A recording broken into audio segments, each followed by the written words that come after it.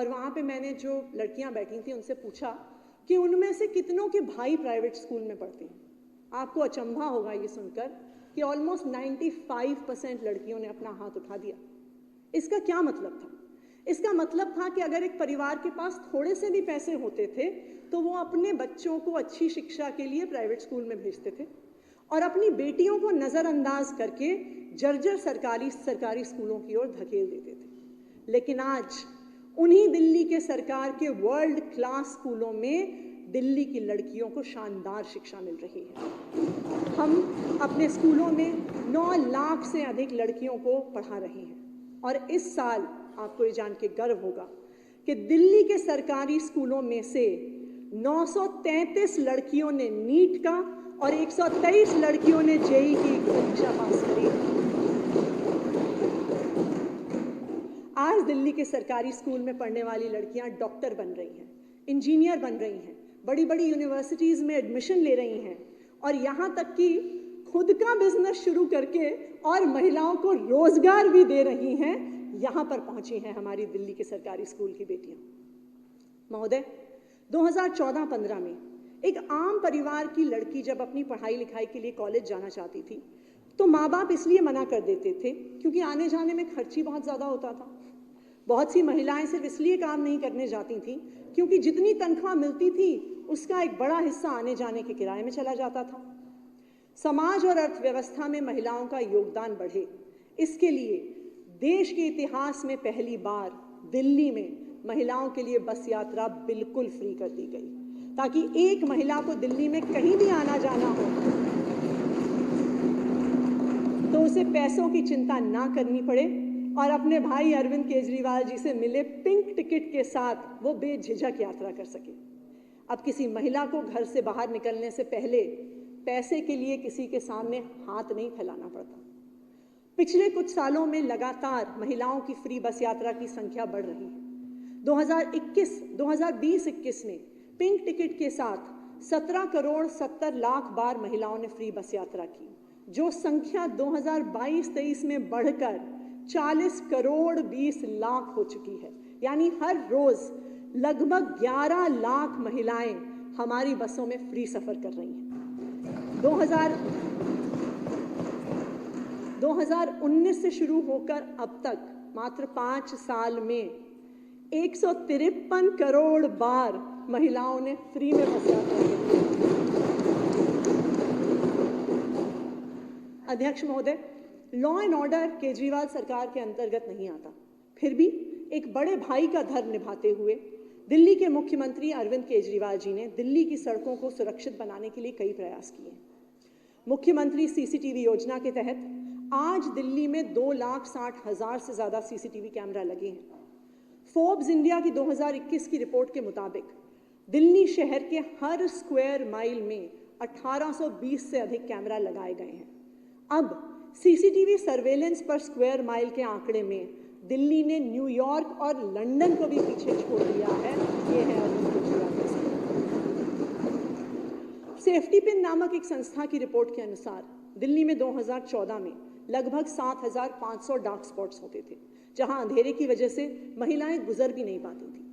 इस डर को खत्म करने के लिए केजरीवाल सरकार ने सड़कों को बड़े स्तर पर रोशन किया। 2014 तक पीडब्ल्यूडी की 1400 किलोमीटर की सड़कों पर 66,000 लाइटें थीं, जो कि आज बढ़कर 87,000 हो गई हैं। यानी हर किलोमीटर पर 62 से ज़्यादा लाइटें हैं। कॉलोनियों के अंदर भी मुख्यमंत्री स्ट्रीट लाइट योजना के तहत 2,80,000 एलईडी स्ट्रीट लाइट्स लगाई जा चुकी हैं।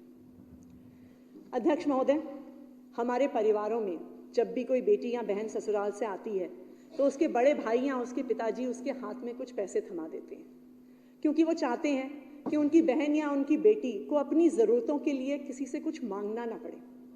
और आज दिल्ली के मुख्यमंत्री अरविंद केजरीवाल जी एक बड़े बेटे का फर्ज निभाते हुए 2024-25 में एक नई क्रांतिकारी योजना लेकर आ रही हैं। ये शायद 2024-25 के बजट का सबसे बड़ा कदम है। इस योजना का नाम है मुख्यमंत्री महिला सम्मान योजना और इसके तहत 18 साल की उम्र से ज़्यादा की हर महिला को 1000 रुपए प्रति माह की सम्मान राशि।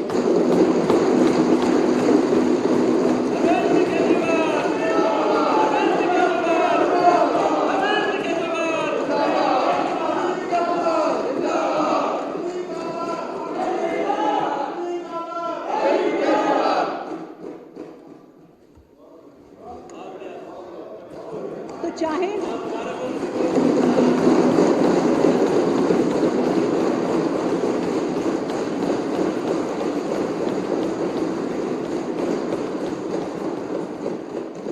कॉलेज में पढ़ने वाली किसी बिटिया को एक्स्ट्रा किताबों की ज़रूरत हो, सरकारी नौकरी की तैयारी कर रही किसी बेटी को कोचिंग की ज़रूरत हो, या एक घर में रहने वाली महिला को सिनेमा हॉल में मूवी देखने की इच्छा हो, अब अपने व्यक्तिगत खर्चे के लिए उसे किसी के सामने हाथ नहीं फैलाने पड़ेंगे, क्योंकि उनके भाई दिल्ली के मुख्यमंत्री अरविंद केजरीवाल उन्हें हर महीने 1000 रुपये।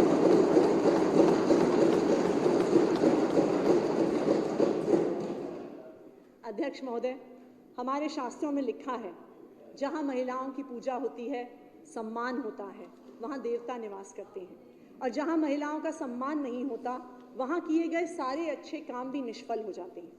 मुझे भरोसा है कि दिल्ली में हो रहे महिला सुरक्षा और सम्मान के इन प्रयासों से भगवान श्री राम का आशीर्वाद सभी दिल्ली वासियों को जरूर मिलेगा। अध्यक्ष महोदय, उम्र के एक पड़ाव पर आकर हर बुजुर्ग सोचता है कि तीर्थ यात्रा कराऊं, भगवान के दर्शन कराऊं, लेकिन कई बार मन में इच्छा होने के बावजूद भी वो जा नहीं पाते, तीर्थ यात्रा कर नहीं पाते। कभी पैसे की कमी होती है, कभी कोई साथ देने वाला नहीं होता, कभी कोई इंतजाम करने वाला नहीं होता। लेकिन ये दिल्ली के लोगों का सौभाग्य है कि 2015 में अरविंद केजरीवाल जी के रूप में उनको सिर्फ एक मुख्यमंत्री नहीं मिला, उनको अपने परिवार का सबसे बड़ा बेटा मिला है। एक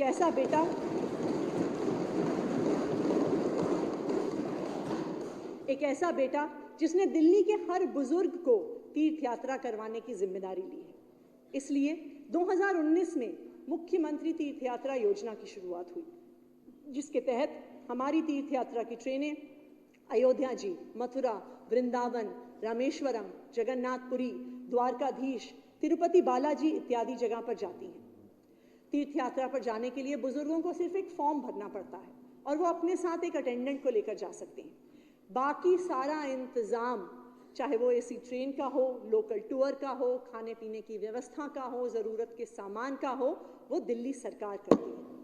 आज मैं ये बात गर्व के साथ कह सकती हूँ कि दिल्ली में मुख्यमंत्री तीर्थ यात्रा योजना के तहत 2019 से आज तक 92 ट्रेन के माध्यम से 87,000 से ज़्यादा बुजुर्ग तीर्थ यात्रा कर चुके हैं। आने वाले साल में भी हम इस योजना के लिए 80 करोड़ रुपए का प्रावधान कर रहे हैं। अध्यक्ष महोदय, रामायण की शायद सबसे मार्मिक कहानी श्रवण कुमार की है, जिसने अपने नेत्रहीन माता पिता को अपने कंधे पर बैठाकर तीर्थ यात्रा करवाई। ये कहना कोई अतिशयोक्ति नहीं होगी कि आज के इस आधुनिक युग में अगर कोई श्रवण कुमार है तो वो दिल्ली के मुख्यमंत्री